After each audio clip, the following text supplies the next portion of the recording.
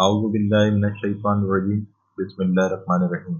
السلام علیکم دوستو، میں ہوں کاشف ملک اور آپ دیکھ رہے ہیں کاشف ملک ٹی وی۔ دوستوں، آج کی ویڈیو کا ٹاپک ہے بادشاہ کی انوکھی خواہش اور کمہار کا قبر سے بھاگنا۔ آپ سب دوستوں سے گزارش ہے، اگر ابھی تک آپ نے ہمارے چینل کو سبسکرائب نہیں کیا تو کر لیں اور بیل آئیکن کو پریس کریں تاکہ آنے والی نیو ویڈیو سے باخبر رہیں۔ شکریہ۔ ایک دفعہ کا ذکر ہے، ایک ملک کا بادشاہ بیمار ہو گیا۔ جب بادشاہ نے دیکھا کہ اس کے بچنے کی کوئی امید نہیں تو اس نے اپنے ملک کی رعایا میں اعلان کروا دیا کہ وہ اپنی بادشاہت اس کے نام کر دے گا، جو اس کے مرنے کے بعد اس کی جگہ ایک رات قبر میں گزارے گا۔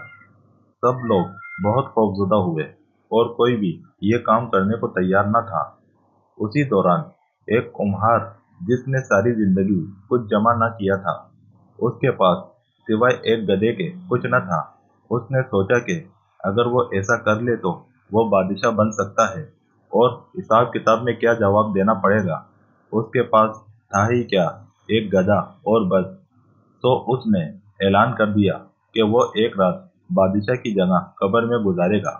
بادشاہ کے مرنے کے بعد لوگوں نے بادشاہ کی قبر تیار کی اور وعدے کے مطابق کمہار خوشی خوشی اس میں جا کر لیٹ گیا اور لوگوں نے قبر کو بند کر دیا۔ کچھ وقت گزرنے کے بعد فرشتے آئے اور اس کو کہا کہ اٹھو اور اپنا حساب دو۔ محترم دوستو، اس نے کہا، بھائی حساب کس چیز کا؟ میرے پاس تو ساری زندگی تھا ہی کچھ نہیں سوائے ایک گدھے کے۔ فرشتے اس کا جواب سن کر جانے لگے، لیکن پھر ایک دم رکے اور بولے، ذرا اس کا نامہ اعمال کھول کر دیکھیں، اس میں کیا ہے؟ بس پھر کیا تھا؟ سب سے پہلے انہوں نے پوچھا کہ ہاں بھائی، فلاں فلاں دن تم نے گدھے کو ایک وقت بھوکا رکھا تھا؟ اس نے جواب دیا ہاں۔ فوری طور پر حکم ہوا کہ اس کو 100 درے مارے جائیں۔ اس کی خوب دھنائی شروع ہو گئی۔ اس کے بعد پھر فرشتوں نے سوال کیا، اچھا یہ بتاؤ، فلاں فلاں دن تم نے زیادہ وزن لاد کر اس کو مارا تھا؟ اس نے کہا ہاں میرے دوستو۔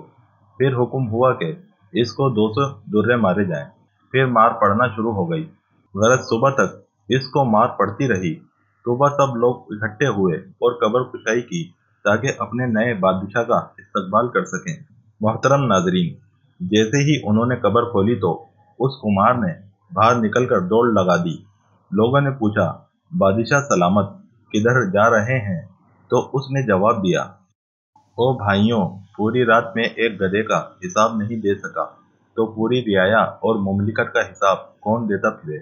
میرے پیارے دوستو، کہانی فرضی ہے، لیکن کبھی سوچا کہ ہمیں بھی حساب دینا ہے اور پتہ نہیں کہ کس کس چیز کا حساب دینا پڑے گا، جو شاید ہمیں یاد بھی نہیں ہے۔